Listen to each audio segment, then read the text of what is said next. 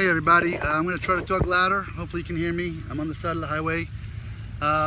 Before I talk to you, this is going to be my midday. I wasn't going to have a midday, but now things have happened and I needed a water break badly and wanted to talk to you. So it was a big truck, big truck.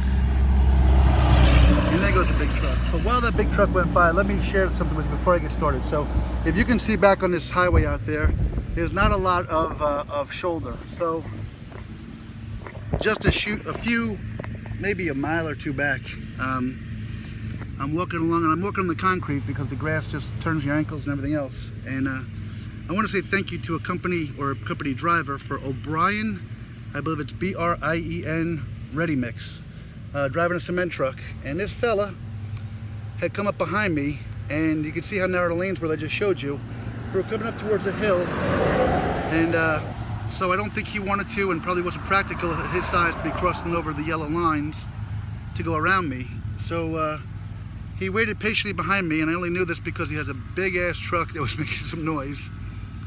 But he didn't have to do that. I stepped aside onto the grass and he rolled on by at nearly a crawl, and he did that to protect me. So to O'Brien Ready Mix, your driver this afternoon on 20th Street outside of West Joplin, from myself and my family, thank you. That's courtesy that isn't always displayed and didn't have to be displayed, and I thank you so much for it. So if you guys are following me, give a shout out to O'Brien Ready Mix. I don't know where their home base is, but research, they got to be somewhere near Joplin, Missouri.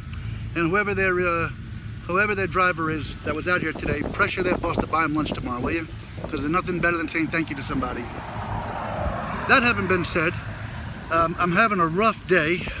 I've been kind of confessing that as I got started. I got started and couldn't seem to get going, and went 2 miles out of my way to a bank that's not a bank. And God, it's just crazy how this journey goes. And whether it's God's will or fate or kismet, or everything happens for a reason, whatever your belief is, man, this is living proof. And wait till I tell you about this here. So, some cool stuff today, some cool stuff maybe in the future. So, I'm walking down 20th Street, which is about a mile south of Route 66. It's parallel to Route 66, but I'm a bad boy and I got off of 66 today because, quite frankly, with that extra walk to the bank that didn't exist, and I'm dragging today, this was about a mile closer to my target point where I want to go. So after 830 miles, I figured my feet could appreciate a mile less travel. So here I am walking down 20th Street, probably at least, there goes another Ready Mix truck, but that wasn't O'Brien's. Anyway, at least an hour or two behind the schedule I'd like to be keeping. And cars are just driving by me. And no big deal, it happens all day long. And I see up ahead some car do a U-turn in the middle of the road. Back there the road was 4 lanes with like a turning lane in the middle. And so some gentleman rolls up in the middle turning lane. And this was really cool because it's the first time it's been mentioned, but he pulls his windows down and he says, very handsome young man dressed Natalie. Look at me, Natalie, right? That's like an SAT word, man. Almost to show my age, because that word hasn't been said by anybody under the age of 40 ever. So, show you how old I am. Anyway, gentleman pulls up and says, hey, it looks like you're working for something. So when somebody asks me, that kind of opens the door for me to run my mouth and run my agenda. So I take out my business card and said, thank you for asking, I appreciate it. Said I am. There's a really cool backstory, but I'm kind of walking across America from Pennsylvania trying to change the world and teach my kids a valuable lesson at the same time. And if you could ask your friends and family to follow me on my website or on Facebook, I really appreciate it. And I kid you not, he looks at me and goes, I can do you a little bit better than that. I said, what's that? He says, I work at that TV station right over there. And there was this giant aerial. In fact, if you look in the distance, one of those big boys if you can see it, is his TV station's aerial. So I've only made it maybe a mile and a half, 2 miles past there, if that much. So he said, what's your plan? Where's your target? I kind of showed him where I was going. I said, I just want to step up here and get something to drink real quick, and I'll be on my way heading into Galena, Kansas. And he said, all right, great. Hopefully we'll catch up with you. And I didn't expect anything, because a lot of times people have said stuff and it hasn't panned out. But I stopped for my drink, and unbeknownst to me, another half a mile up the road, there's a camera on the side of the road watching me, and I pop out, and here comes Austin Highslip. So Austin gives me a roadside interview And this interview, more than any other one I've done, was really able for me to, I don't know how much of it's going to get aired, you know, they clip a lot, but at least I was able to focus on the journey portion and the message of pointing the thumb. It seems like a lot of times I include that along with, you know, me walking and how far I'm walking, and that seems to be what gets highlighted, and I guess that is kind of newsworthy. But I really would love to have the point the thumb message, you know, broadcast as far and wide as it could. So this cameraman followed me down the road. Okay, there goes another truck from O'Brien Ready Mix. So there's a whole lot of trucks from O'Brien Ready Mix, I guess. So I'm not sure which driver. You know what? The owner of O'Brien Ready Mix should buy all his drivers lunch tomorrow for doing what they did for me. And I appreciate that. So I'm putting you guys the pressure on them to reach out to O'Brien Ready Mix and put the pressure on their CEO, president, owner to buy that guy's lunch tomorrow for hooking up Point the Thumb Journey. Anyway, so Austin did this roadside interview with me, and the cameraman,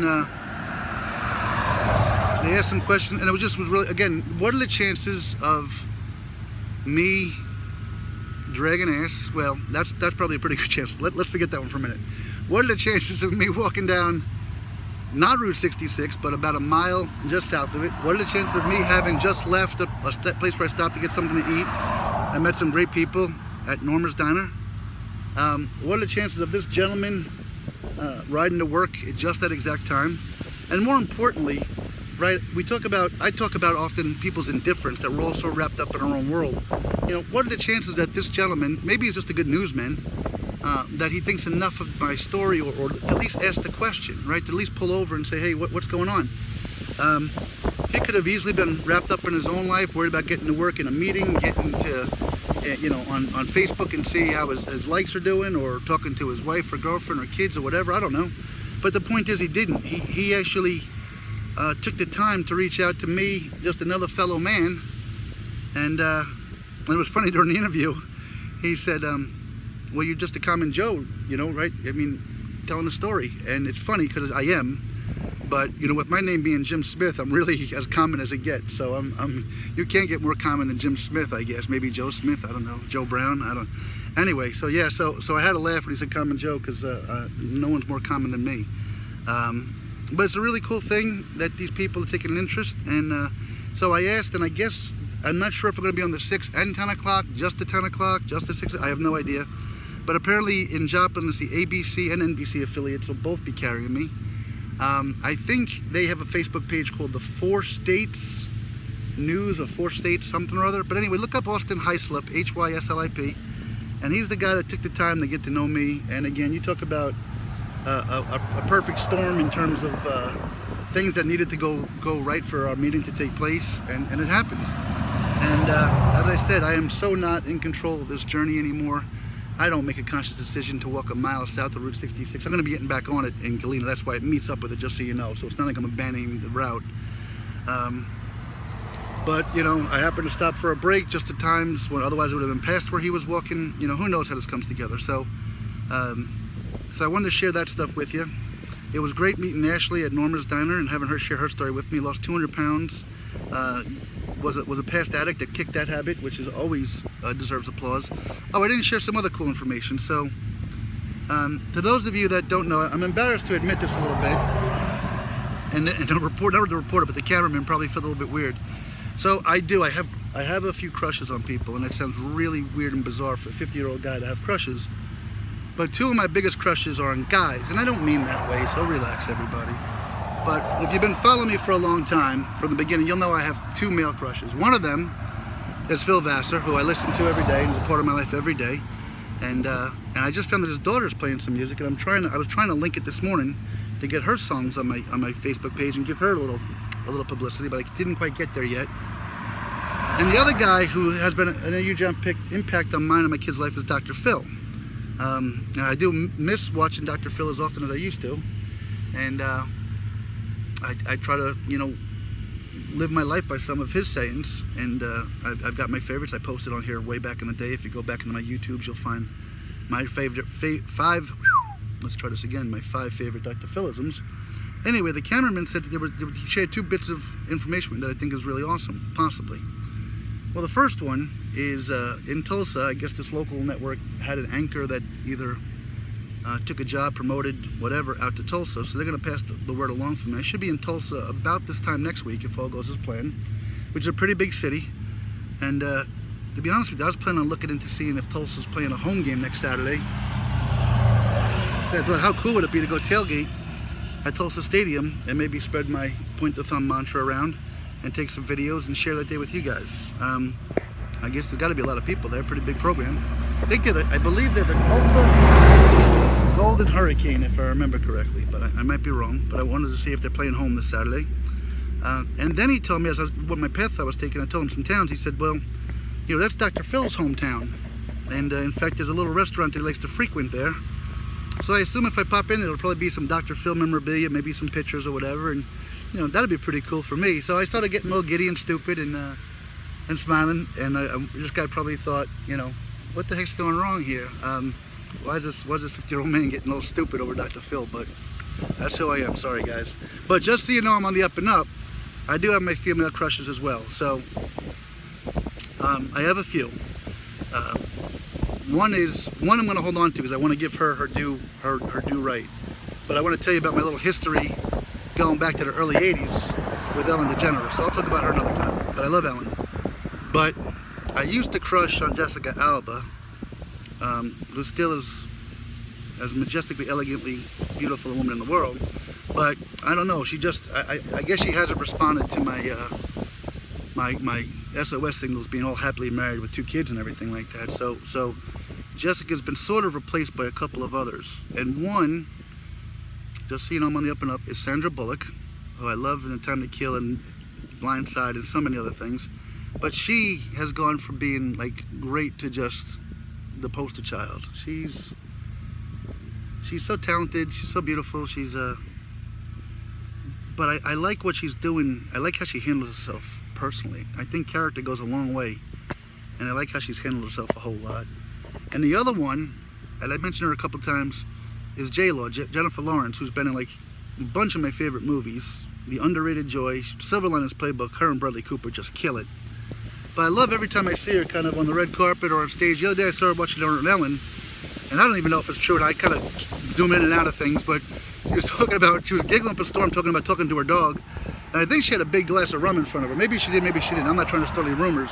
But I thought she alluded to something like that. And that's when I thought, well, how cool is that? So anyway, so just so you guys know that, while I do crush on Phil Vassar and Dr. Phil, maybe I got a thing for Phils. Anyway, what's up, buddy? How you making out? It was just a bicycling dude down the highway. I just figured I'd get him on camera, give him a little publicity. Do you see him? I don't know if you can see him. Anyway, it goes bicycling dude. Anyway, so I got a few crushes. I share them with you. I'm on my way to Galena. I do have a place tonight. I can't wait to meet this fella to reach out to me. Just has been so polite and nice. I got to think back in Norma's Obed. I met him and his son, and Obed was so supportive of what I was doing. He actually picked up my tab, my bill, and again, it wasn't so much the fact that he picked up my tab, which I am certainly grateful for, but when people you can just see the look on their face when they hear what you're doing and really buy into it and support you and believe it. It is the coolest feeling in the world, guys. And Obed did that for me. So thank you, Obed, and thank you, Ashley, who's going to be competing in her bathing suit competition or swimsuit competition in 19 days. I want to get an update on how that goes. And that's about it, guys. I'm rambling, but I haven't given some really long ones lately. So again, channel 6 or 6 and 10, the channel, I should say what channel, ABC and NBC News here in Joplin. Don't know how big a clip I'll have, but it just seemed to be an interview that I really enjoyed giving because I was spreading my little gospel. And my little gospel is pointing the thumb religion. So that's kind of where I'm going. I got to check after I get done here, have some more water, and then see how many miles to the Galena I am, and be on my way. So I love you all. Thank you for following, guys. Kira and Grace and Landon, you guys should all be coming home from school here shortly. Can't wait to see you guys. Can't wait to talk to you guys tonight and in a few hours, and can't wait to see you as well. So I miss you and I love you so much. And happy birthday again to Bethany and to Tom, which is Josh's dad that I met this weekend. And thanks to everybody for everything, honestly. Love you all.